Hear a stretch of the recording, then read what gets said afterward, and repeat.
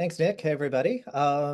Saying hi from Ottawa, and we were just talking about all of our various experiences with the warm weather here, so I hope everyone's keeping well. So yeah, very happy to be here and to have a chance to chair this session. We have two really fascinating topics by two amazing researchers, and so without any further ado, want to get to our first presenter this afternoon. We have Camille Luchs. She is a undergraduate student at Queensland University of Technology, currently based in Trent, working on project Midtax Global Link, and is apparently really enjoying Ontario. So the topic that she's going to be discussing, certainly one which is quite timely. It's something I've worked on, and a few others in Natson have worked on as well, looking at the issues of Chinese investment in the Arctic, which, as you might imagine, has become not only an issue of foreign policy, but has also become quite securitized, especially over the past few years. So I will hand the baton over to Camilla. Thank you very much for your presentation this afternoon. Thank you very much for the introduction. I'll just get my slides up. Oh, could somebody enable screen sharing, please? Oh, thank you. Great. Okay. And can we all see that? Awesome. Yep, I can see it. Okay, so I'll get into it then. Hello, everyone. My name is Camille, and I'm an undergraduate student at Queensland University of Technology. If you don't know where that is, that's because it's in the other hemisphere in Brisbane, Australia. Today, I will be presenting some preliminary findings from a project that I'm working on, trying to understand Chinese investment attitudes towards their position in the global critical minerals supply chain and what this means for Arctic mining. I'll primarily focus on Arctic mining in a Canadian context, as this is where my research has taken me so far. So before I get into any findings, I thought it would be helpful to give you a background on Chinese interest in Arctic mining. China has a demonstrated interest in acquiring Arctic mining resources by virtue of protecting its monopsony power in the critical minerals global supply chain. Essentially, what this means is that China has emerged as the most powerful customer in the critical mineral supply chain. And so rather than being a monopoly power, it's considered a monopsony power. This is demonstrated by China accounting for 85 to 90% of global rare earth element mine to metal refining, 68% of cobalt refining, 65% of nickel refining, and 60% of lithium refining for electric vehicle batteries. And by 2030, 50% of refining market value will be concentrated in China. Currently, Chinese involvement in Canadian Arctic mines expands across several key minerals. I have them on the screen, but they're things like nickel, rare earths. And in general, these Chinese investors either entered the Canadian mining industry by life-saving cash injections post the global financial crisis, or more recently, providing capital that cannot be generated from domestic investors. Chinese investors largely preference foreign investment with a history of success, rather than pursuing dominant ownership and large resources, as this limits risk. So to better understand Chinese investment in Arctic critical minerals, my project focuses on examining China's attitudes, particularly the Chinese Communist Party's attitudes towards its critical minerals monopsony, or some say it's a near monopoly. I've been examining Mandarin language articles written in simplified Chinese characters from 4 major Chinese news outlets and major media organs of the Chinese Communist Party. These outlets include Xinhua News Agency, China News Service, People's Daily, and the Global Times, which is a tabloid offshoot of the People's Daily. Pulling insights from these articles helps to understand how China views its own buyer power in the critical minerals supply chain, survey changing attitudes towards the critical minerals global supply chain, and better understand the role of the Arctic in maintaining China's dominant position in the global market. So I've come across about 4 key themes so far in my project, but today I really want to focus on the theme of de-Sinicization, evidenced in the articles that I have examined. So what does sinicization actually mean? A major finding from my project is that Chinese media accuses Western powers, namely the United States, of attempting to de-sinicize critical minerals. Sinicization, known as 中国化, refers to a process of assimilation into Han Chinese culture. However, if you've come across this term in modern discourse, you might see it have been used a bit more liberally, primarily by English language scholars to refer to the process of involving China or making something Chinese, so essentially increasing Chinese influence. I found that there's limited scholarship on sinicization in the context of international business and global supply chains, but insights can be gained from scholarship on the sinicization of religion. So Feng Gangyang, a professor of sociology at Purdue University, highlights that Xi Jinping's sinicization of religion campaign is often incorrectly interpreted. And this is where we primarily see the use of the term sinicization in the context of religion. He argues that Chinification provides a more accurate definition of the modern use of sinicization, arguing that religions undergo political domestication to ensure submission to the Chinese Communist Party state. Now, while I'm a bit early in my research to be making any extreme claims to this extent, I think that a key takeaway from this thinking is that China could approach attempts to diversify the critical mineral supply chain as an attempt to subvert China's global standing. So with this in mind, I'd now like to take a look at some examples of the use of 去中国化, or de-sinicization, in Chinese mainstream media.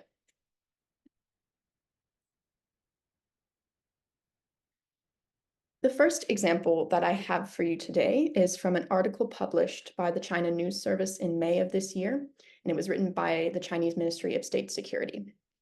It uses de-sinicization in reference to reporting on foreign attempts to obtain information about China's rare earth industry. And the author uses de-sinicize to refer to Western attempts to create an alternative rare earth supply chain without Chinese involvement. Yet the author suggests that Western agencies are still looking to China to understand how to do this, decoupling or de-risking, as we'll explore a bit later on, and implying that creating a separate supply chain is primarily motivated by creating a supply chain separate to China. I also want to note that when I use different translation tools and dictionaries, an alternative translation of the term de-sinicization or 去中国化 in the context of this article yielded de-Chinification. So on to the next example. So this article was published in the People's Daily online edition last year, and it focuses on how de-sinicization attempts by the United States are unlawful and counterintuitive to global economic prosperity. So essentially, attempts to de-risk or decouple aren't really beneficial to the global economic market, and they primarily are just motivated by Western actors trying to decouple from China. An alternative translation of the term 去中国化 in this text, given the context of the article, also yielded de-Chinification, or more broadly, to move away from China. And then moving on to our last example. This article was also published in the People's Daily, and it was published last year as well. And we see the use of the term de-sinicized as in the context of talking about de-risking, the critical mineral supply chain for Western actors. And essentially, the author implies that de-risking is a veiled attempt to de-sinicize, which ultimately creates further risks to the global supply chain. So what does this all mean, and why is this important? Based on where I am very early in this project, I have a few final thoughts to offer, given the articles that I've presented to you today and also ones that I have read. Firstly, from a media perspective, and by extension of the Chinese Communist Party, China views itself as integral to the sustainability of the global critical minerals supply chain. Western attempts to de-risk and decouple are not only viewed as a targeted anti-China strategy, but a threat to the global supply chain in general. China also views Western efforts to de-risk as illogical to the efficiency of the global economy, and blocking Chinese foreign investment as blocking, this is a quote from a different article, win-win cooperation and the creation of mutual benefits. In terms of Chinese efforts to build presence in Canadian Arctic mining, China views itself as having, and this is another quote, mature technology and financial strength that fills a need in Canadian mining. Canadian attempts to de-risk critical minerals supply chain will be seen as having anti-China motives, is sort of what a takeaway that we can garner from this information. Additionally, I think it would be interesting to monitor in the future how Chinese investors might start to pursue different and foreign investment strategies as further investments in a Canadian context become subject to national security review. So that concludes my presentation. Thank you very much for the opportunity to speak today. I very much welcome feedback and any questions that you might have. All right, thank you very much. I have questions. I definitely have questions, but I think what we'll do is we'll have Ríkey give her presentation, then we will open up the floor to general questions, because I think the two presentations, first of all, they complement each other very well. And second, like I said at the beginning, they're extremely timely, but I will hold my questions for now. I'll pass the microphone to Ríkey. Thank you. Hello, everyone. Let me just share my screen. Oh, and I probably should introduce you, shouldn't I? Oh, okay, yes. Okay, so yeah. Guðbörg Ríkey Th, she is currently a, I've been practicing, PhD candidate at the University of Iceland, currently doing some pretty fascinating research at Harvard, and has done quite a bit of work on the Russia-China relationship in various formats, including in the Arctic. So thank you very much for presenting this afternoon. Thank you, Marc. So let me just share. Here we go. All right, so I don't think I can see you, so please just speak up if you can't hear me or anything goes I can wrong. see the slides and I can hear you. All right, great. All right, thank you, Marc, and thank you so much for inviting me to speak today. As Marc mentioned, my name is Ríkey, and I'm a PhD candidate at the University of Iceland and a pre-doctoral fellow with the Arctic Initiative at the Harvard Kennedy School. And as Marc said, my research has focused on China and Russia in the Arctic region. And for the purpose of this presentation today, I will be focusing on the key drivers and barriers for that cooperation. So let me see. So 20 days prior to Russia's invasion of Ukraine, China and Russia issued a joint statement in which they declared that their relationship knows no limits. So this limitless relationship between China and Russia aims to enhance cooperation in areas such as security, artificial intelligence, cybersecurity, and interestingly, specifically mentions the Arctic region twice. And I find this very interesting from a historical perspective, as suffice to say that the two states have not always seen eye to eye. And as you can see from these screen grabs of headlines, and I assure you there are many more, people seem to be worried about an alliance forming, alliance maybe even able to counter NATO in some sense. People are worried about the economic impacts of enhanced economic activities in the Arctic region. And I don't think this audience needs to be introduced to the Arctic and to cover the basics, but just let me say this, that Russia has by far the longest Arctic coastline and the largest Arctic landmass. There are vast untapped natural resources in the Arctic region, which Moscow wishes to exploit. And the Arctic region is also important to Russia's security. The Northern Fleet is based in the Russian Arctic, as well as vast reserves of Russia's nuclear arms. And if you look at the image to your right and look at the Northern Sea route in red, Russia and Moscow wishes to transform the Northern Sea route into this vibrant transportation route. So what does this have to do with China? China obviously has no Arctic geography and relies on Russia for access to the region. And in 2013, Xi Jinping established the Belt and Road Initiative. And the Belt and Road Initiative is part of Xi Jinping's slogan or Xi Jinping's vision of the Chinese dream and the rejuvenation of the Chinese nation. And in 2018, when China issued its first ever Arctic white paper, China called upon the 8 Arctic states to jointly build a polar Silk Route as a part of the Belt and Road Initiative. And in the same statement, China states that it wishes to have a further say in Arctic governance. And as a member of the UN Security Council, it has a duty to uphold security and stability in the region. However, what has become the most controversial of all of this has been this notion that China is a near Arctic state, which China has kind of backtracked and isn't as vocal about this concept since then.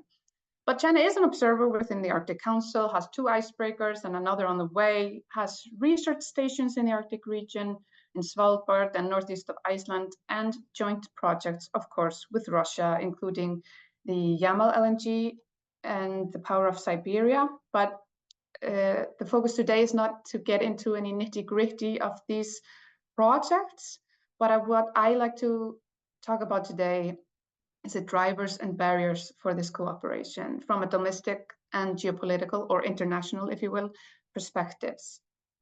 So if we start by looking at the domestic factors, and specifically the domestic drivers for this cooperation, let's start by looking at the economic drivers. I mentioned the vast untapped natural resources, and that also sanctions following the 2022 Russian invasion of Ukraine have pushed China and Russia closer together.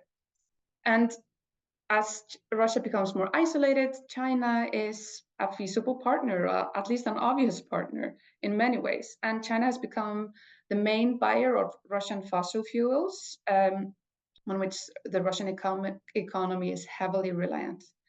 And there's also the Yamal LNG project I mentioned, which in the Arctic context is quite substantial. However, if you look at the overall imports of China of LNG, it's only a small player. But 60% of all shipping along the Northern Sea Route is either bound to or from Asia. And in March last year, Putin stated that he wishes to establish a joint umbrella organization to oversee traffic along the Northern Sea Route. So again, there's definitely this political signaling that the 2 states wish to cooperate closely. And in last October, during the Belt and Road Initiative Forum in Beijing, Putin again publicly called for further Chinese investments in the region. So this brings me to the role of leaders. So both Xi Jinping and Vladimir Putin have become increasingly assertive, both domestically and in their foreign policy. And they have made the relationship between China and Russia into something personal between the 2 of them. And as I mentioned, the Belt and Road Initiative is inextricably linked to Xi Jinping's own image as a leader, and he has in recent years become increasingly confident in being the leader of this global power, great power, however you wish to define it. And again, Putin has publicly been calling for further Chinese engagement in the Arctic region. So they both have a stake in this relationship working out well. Oh, sorry, let's go to the barriers. So there are domestic barriers which are worth mentioning. For example, infrastructure within Russia. So there's this political will, as I mentioned, to increase these investments that Putin is calling for. However, the Russian Arctic is a vast area which stretches thousands of kilometers. And in many instances, there's a lack of developed infrastructure. And in some instances, there is not a year-round transportation, land transportation. Other areas, there's population outflow.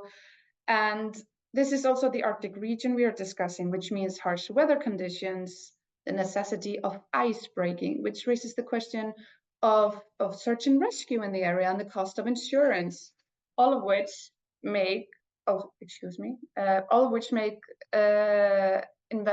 investing in the Russian Arctic not attractive to many Chinese investors.